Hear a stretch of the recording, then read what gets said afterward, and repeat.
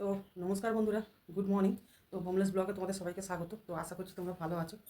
তো আমি এই সবে ঘুম থেকে উঠেছি, এখন ঘড়ির কাঁটা সকাল 7টা। তো আজ আমার এখনও কিছু কাজ সারা হয়নি। তো আমি এই যে উঠে তোমাদের সাথে শেয়ার করছি। তো এই দেখো, আমার এখনও বিছানাপত্র কিছু গুছানো হয়নি, এইমাত্র উঠেছি। আর ওদিকে বড়মশাইকে ডেকে দিয়েছি। আর ছেলেটারও দেরি হয়ে গেছে, ছেলেটা যেহেতু ঠান্ডা পড়েছে তো সে ওই জামা প্যান্ট পরছে।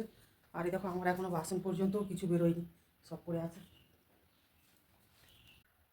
তো তো ছেলেটা এই যে ঘুম থেকে উঠে পোশাক পরছে, আর বড়মশাই জল খেয়ে এই যে দরজা খুলছে। তো দেখতে পাচ্ছ কত বেলা হয়ে গেছে। তো আমি এদিকে চলে এলাম বিছানা গুছাতে। তো বিছানা গুছিয়ে আমি রান্নাঘর থেকে বাসন বার করে কলপারে বাসনটা রাখতে যাচ্ছি। তো এপাশে দেখছি যে আমার পাশের বাড়ি দিদি শাশুড়ি খুদ শাশুড়ি ওরা চলে এসছে ধান মিলতে। তো ওরা যেহেতু সিদ্ধ ধান মিলতে এসছে, তো আমি এই যে তাড়াতাড়ি করে কাজগুলো সেরে নেব, কেননা এদিকে ছেলেটা আবার স্কুলে যাবে আজকেরে।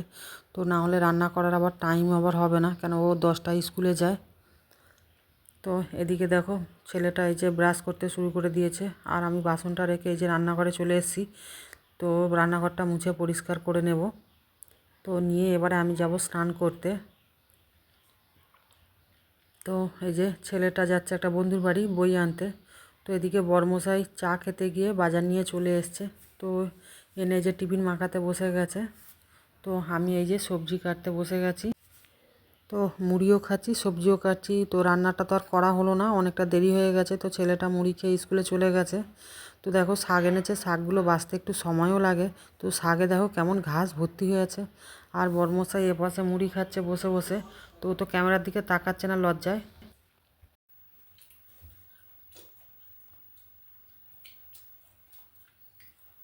তো বন্ধুরা, গুড ইভিনিং।